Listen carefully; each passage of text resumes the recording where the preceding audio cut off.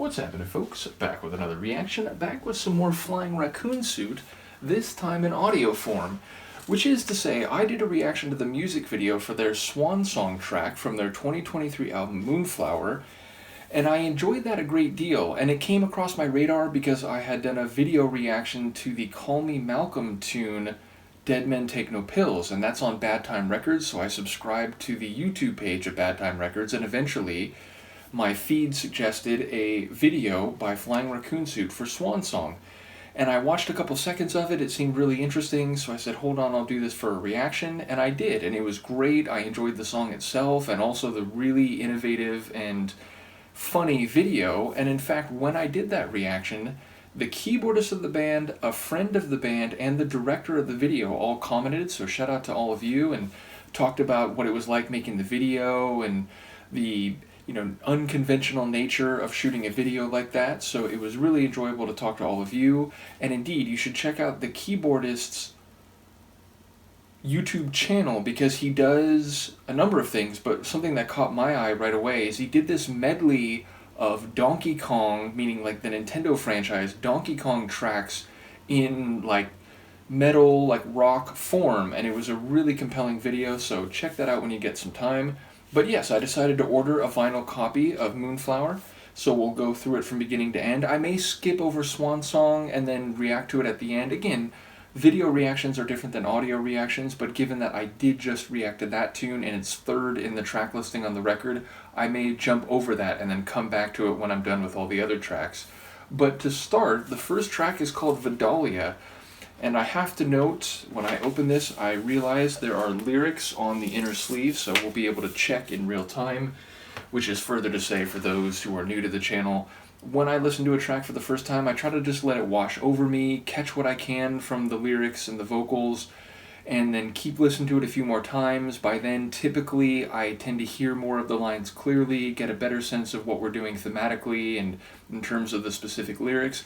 And if after maybe 5 or 6 listens, I still can't quite hear some of the lines right, then I typically look at a lyric sheet or, check online.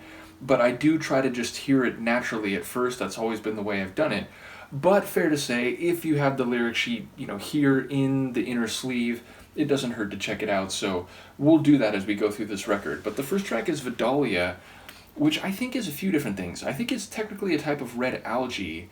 I think it may also be the name of a fly. It's also a place name, and including a couple places in the American Southeast, though I don't think in Mississippi, which is where the band is from. So, given that the track is called Moonflower, I'm thinking maybe it's more like an algae or like a natural growth type of reference, but I suppose maybe the lyrics, when I check them, will give some insight. In any case, let's hear it. This is Flying Raccoon Suit, and once again, major shout out to the Super Mario reference, Super Mario 3, I suppose, most specifically. But yes, this is their track, Vidalia, the first tune on their Moonflower album, 2003, on Bad Time Records.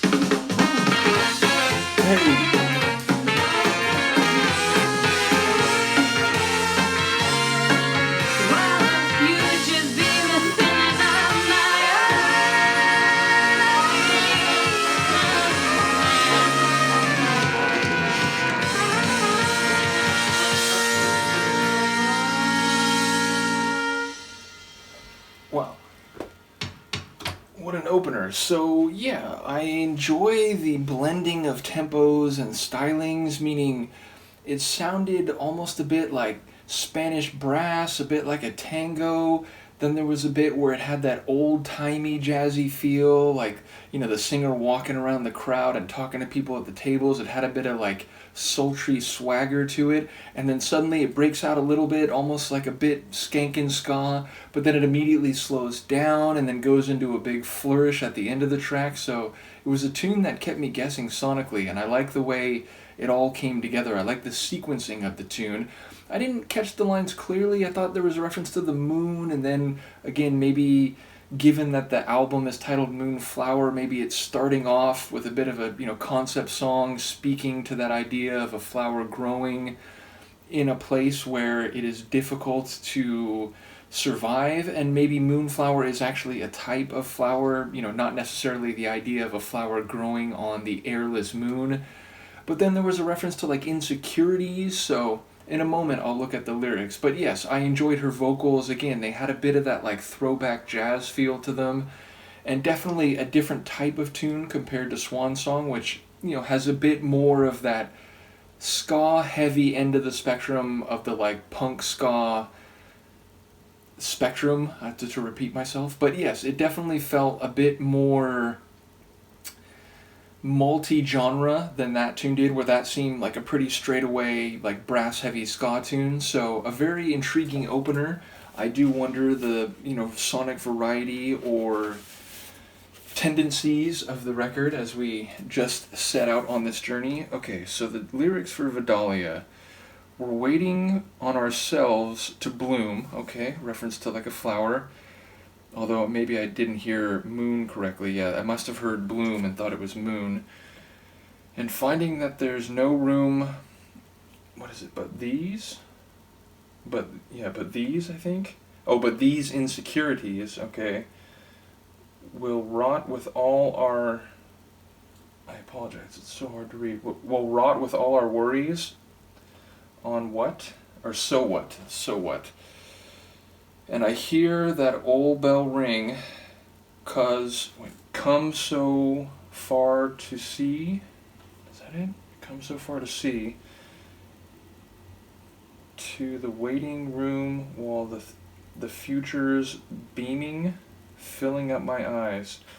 Interesting. So yeah, a bit poetic, a bit abstract, and of course lyrics like that tend to be more figurative, metaphorical, and those types of phrases and that type of writing, people can apply it or interpret it in different directions. But if we're talking about the future and time, if we're talking about blooming, then we're speaking to potential, we're speaking to possibilities, but those seem to be offset with insecurities, the idea of not necessarily being comfortable or confident in what you will do or what you're capable of.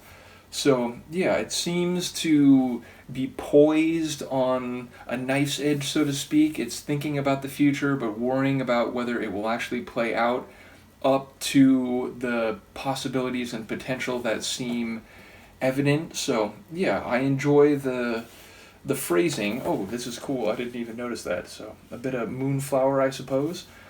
Nevertheless, as I said, when I listen to songs, even songs which have a very clear, specific, they're talking about a particular political problem or, some social trend, even then I tend to hear it a few times before, I get a full sense or at least a better sense of the ideas at play. And so this track, which has very few lyrics, I think it's of all the tracks which have much like longer lyrical runs, this one is like a very simple, almost again like a concept or like a theme song to set the album in motion.